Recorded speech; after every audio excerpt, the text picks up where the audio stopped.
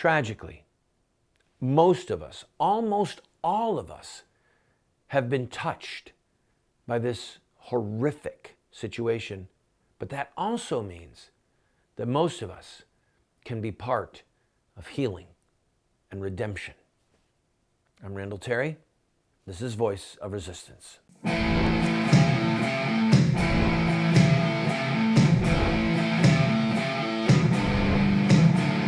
Those who forsake the law praise the wicked.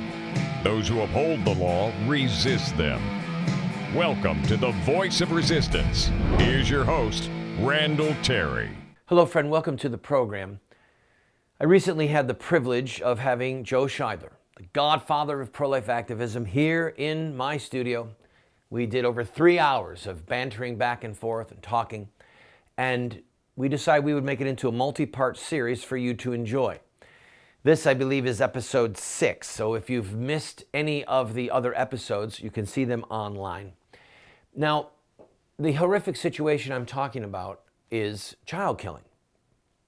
I know of 5 blood relatives that I have that are dead.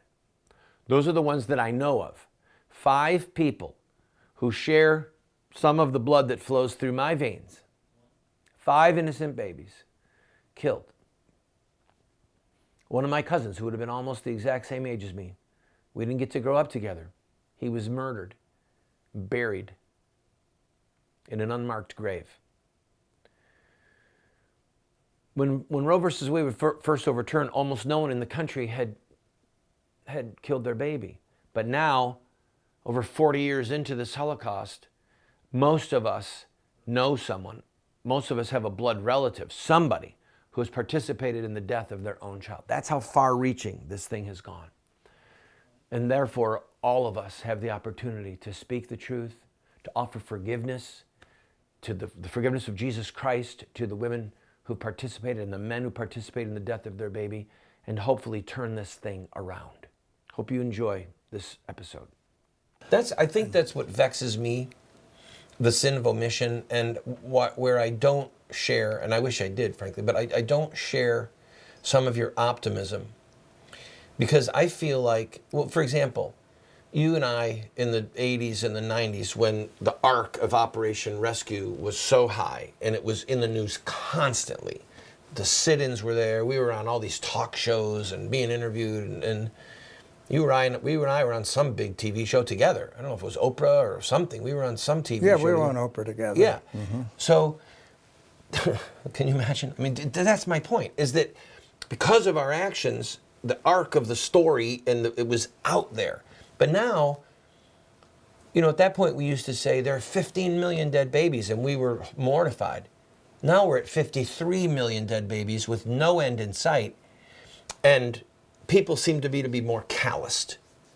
That the average American is more content to just live with it, and then not to mention how many of us have been touched by it. It used to be that only a handful of people had killed their baby. Now we're up to the point where almost half of all women of childbearing age, 65 and younger, no longer childbearing, but that almost half of them have killed at least one baby. So now it's touched our cousins, our aunts, our uncles who drove them there. And it's almost like this collective guilt and shame and callousness has made people less outraged and less willing to forcefully act. There's less outrage, and that's bad, but there is more knowledge. There is more awareness of abortion. And I think that there's something inherent in abortion itself that ultimately will draw a person away. That you can live with abortion for so long, and then it becomes obviously one of the gravest evils that you can imagine, to destroy human beings, to destroy posterity, to change history, and so on. And that is present. It's not like it was in the old days where we were educating, bringing people into new knowledge. Who didn't know anything. Who didn't know anything. Right. They do know it now. And so while I'm still traumatized and angered and depressed by the many abortions there are, I do see more people aware of it as a very evil behavior in our country, and they are opposed to it. Maybe we have to keep stirring the pot, but there is a knowledge and an awareness that there didn't used to be. That's the thing that encourages me that will work. That undercurrent will work, where we used to have to push it. It's already working. That's good. Well, one of the things that has distressed me is the number of Catholic bishops and priests who just won't take a stand about dishonoring, really, sacrilege against the body and blood of Christ. I mean, communion, serving communion to people like Joe Biden, a Democrat. I don't care what party he is, if he's a Republican, I don't care. But he's Catholic. Mm-hmm. And then, his hands are dripping with blood. And then, the priest holds up the host and says, body of Christ. And, he's taking the body of Christ with hands that are covered with blood. It makes me crazy. It makes me crazy. How do you deal with that? I mean, really, That's one of the hardest things, Randy, really, because could you do it? Could I do it? Could I give communion? And yet they'll say, well, we have to assume that they are right thinking, or they've been to confession, or they've repented, but it's unlikely. No, and it's the public scandal of it. It's a public scandal. And that bothers me a great deal. And I wonder how they're going to justify that. Because, see, they have to answer for that. And that, I studied for the priesthood for 8 years. And I sometimes am grateful for one thing, that I don't have to make that decision. To have people coming to communion that I know are in the state of mortal sin, at least objectively, and I give them the body and blood of Christ that I know they're receiving sacrilegiously. And I am the mediator, the one that gives them. I would find that very hard. And yet, can you pick and choose who you give communion to as they come up? Well, obviously that would get into troublesome waters very quickly, but in a case where you've got someone in open defiance of the laws of God, open embracing of the murder of innocent babies, then you got to say no. I mean, I'm sorry, no. Yeah. And some do. Yes. Some do. And some have. Bishop Bruskowitz, before he retired up in Nebraska, he publicly excommunicated people that were involved with Planned Parenthood. He said, don't come to communion. And no one can serve them communion until I publicly declare that they can receive communion again. Right. So. But Bruskowitz was an exception. Right. Right. Right. Quite an exception. And I love the clergy. I love the bishops. They have a hard row to hoe. But that would be a terrible problem. I, as a bishop, I would have to excommunicate those public sinners. Right. And tell my priests not to give them the sacrament of the Eucharist, unless they're absolutely certain they've been to confession.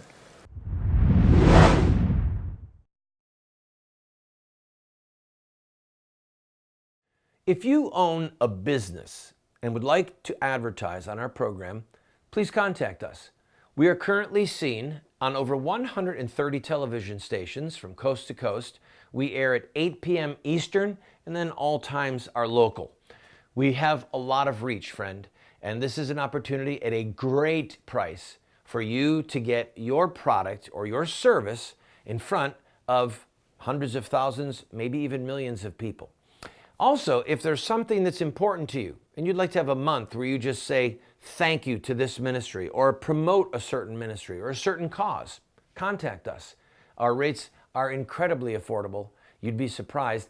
And you, again, can reach into hundreds of thousands, perhaps millions of homes.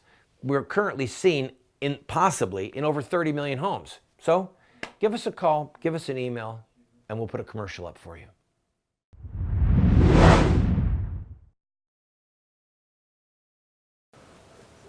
College-age kids, 30 and under, even 35 and under, most of them have no idea of what we were doing in the rescue movement. never seen the films, never Right. read the headlines, Right. didn't get to see us on Oprah, have no idea. And even worse, they're taught in high school and in college, be tolerant.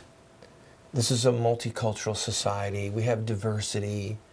Don't condemn someone. You have what you believe, they have what they believe, and all our beliefs are equal. And so they're kind of numbed, and they're not willing or even interested in to jump into the fray, such as we saw and experienced at the height of the rescue movement. What do you say to them? Well, I just tell them we're not dead yet, and we still stand by our principles and our methods. And there are young people that are interested in getting active. We need to find them, and we need to them all the disciple time. them, because Yeah. we're not going to be around that long. We have a little book. Can I just show this to you? Please. It's just a little. It's called Sharing the Pro-Life Message, and we distribute thousands and thousands of these, and it's the whole story. It's the whole story. Eric put this together, my son, Your son, Eric, yes. and he's very thorough. We've gone through it many times. The life in the womb, the whole thing about the baby, the abortion facts, pro-choice arguments, questions of law, Planned Parenthood, the biggest pushers, getting help, how to share the message. And anybody who's interested in this little book, we do charge $2 if they send for it. It's Although worth it. We give away thousands of them too. But it's a handy thing you can carry in your pocket. And reading it encourages you. Go to the website you see on your screen and grab maybe more than one. And especially if you've got a teenager or a college-age student in your life, give it to them. I mean, we need to rock the boat, and the boat is sinking. So we need to wake people up, because it's not just that people are asleep, it's that they're in a coma while the harbinger of death is hovering over our country. So get a copy, or two or three or four, and pass them around to young people. I don't want to sound pessimistic, but I'm afraid for where we are, and I'm anxious to see young people use tools like that, but forcefully, to be courageous. That's the thing, is the lack of pathos, the lack of passion. It's like the country, so much of the country has been just disemboweled of courage. It's true. It's true. I hate, I try to be optimistic, because Here I am raining on your parade. I'm sorry. I do get out there as often as I can. We have our truth tours. We are constantly going into the schools, and I've got a radio show back in Chicago, and try to, and it kind of keeps me fired up, like something's happening. And I do see a lot of conversions, a lot of young people, large groups. When we went out to Washington, 165 of my grandson's kids went out there with their yellow shirts and their balloons, and they're enthusiastic and full of life and vigor, and they got stuck on the turnpike coming back and stayed in a haunted hotel. All 165 of them had mass in the bar room and put on skits and so on. I see the positive, the joy among people who are pro-life, who take it very seriously, who would never countenance an abortion, and who are very matter-of-fact about taking the facts out to their fellow classmates and so on. I see so much good going on that it kind of keeps me from having that sort of a fateful, that we're losing our country. But it is a shame that our society has accepted abortion, that it's the law of the land, and it's... we don't believe that it is, but that's what they think. We don't believe it. They call it the law of the land, and they have a lot of them. And I don't know. I maybe I've lost some of that zeal I had at the beginning, because I have seen a great deal of growth in the pro-life movement, and that it's an accepted movement now in many places.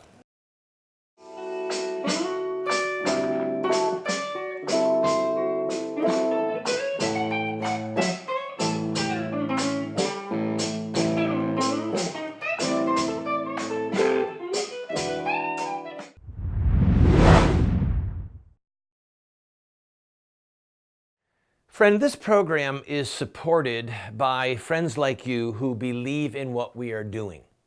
We run a very tight ship. Thankfully, we are on over 130 stations across the country, having tremendous impact. We get emails every day. We get letters in the mail, not every day, but almost every day. We hear from people who love what we're doing. What people don't understand is that it's sort of expensive to produce a television show like this. It doesn't require earth-shattering funds, but it does require financial help. So I am asking you, if you enjoy this program, throw us a $10 or a $20 bill every once in a while, or even a $50 or a $100 check. You see the address there on the screen. Your gifts are not tax deductible, by the way, because we want to be able to say what we want to say regarding politics without the IRS telling us no. So if you like the program, I ask for your support.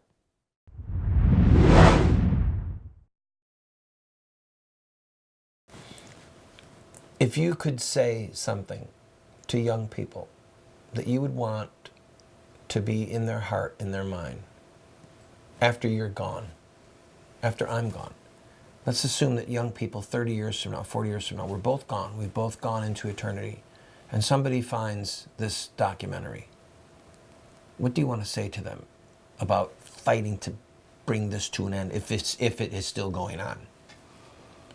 Just that you and I made it our life's work. It was that important to us that we were willing to forego what it might have been a better life financially and so on, publicity-wise and so on, that we found this issue so important that we dedicated our lives to fighting it, to bringing the truth into the minds of American young people, and that life, the greatest value we have is human life, and that the unborn child is fully human from the moment of its existence at conception and has a life that must be protected, must be loved, must be honored by everybody, and that there's no excuse for an abortion.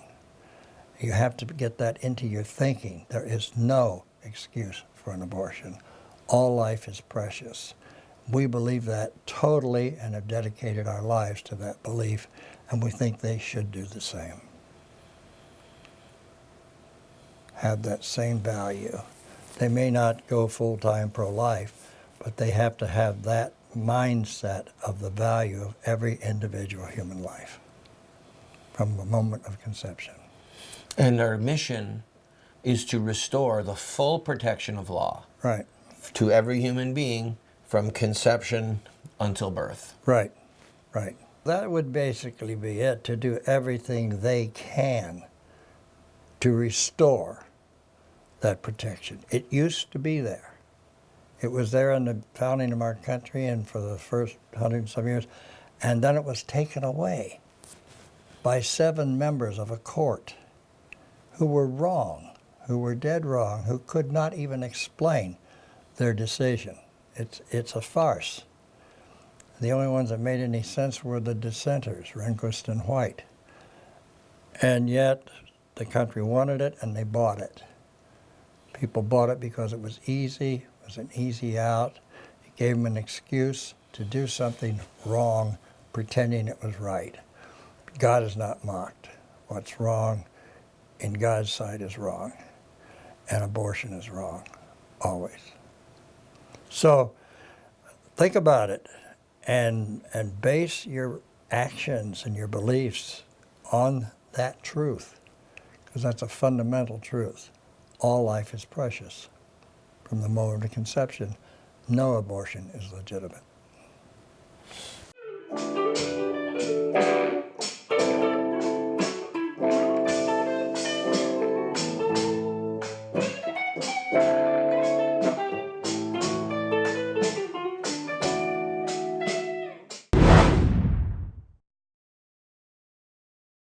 I want to invite you to go to our website. Almost every book that I have ever written is available as a PDF online for free. We have a ton of products, training materials, tools that are available for you for free. All we ask for is that you give us your email address. That's it. So that we can stay in touch with you and, yes, from time to time, ask you to support this work. So I'm inviting you, go to the website. Now, for those of you who say, well, I don't want a PDF, I want a real book. You can get one of my books. All you have to do is pay for shipping and handling and then give whatever gift you want. And if you can't afford anything, we'll send you the book for free. Just pay shipping and handling. Why are we doing all this? Because we want to change the direction of the country and we need to raise up a fresh generation of warriors to do that.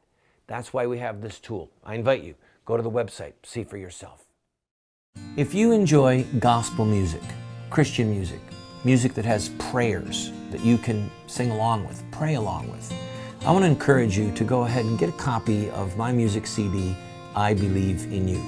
I wrote all the songs, I sing the songs, and had the joy of putting the album together with some of the best musicians in the world. And I've had a good number of people over the years tell me that it's their favorite Christian album. I encourage you, get a copy, sing along. You'll be blessed.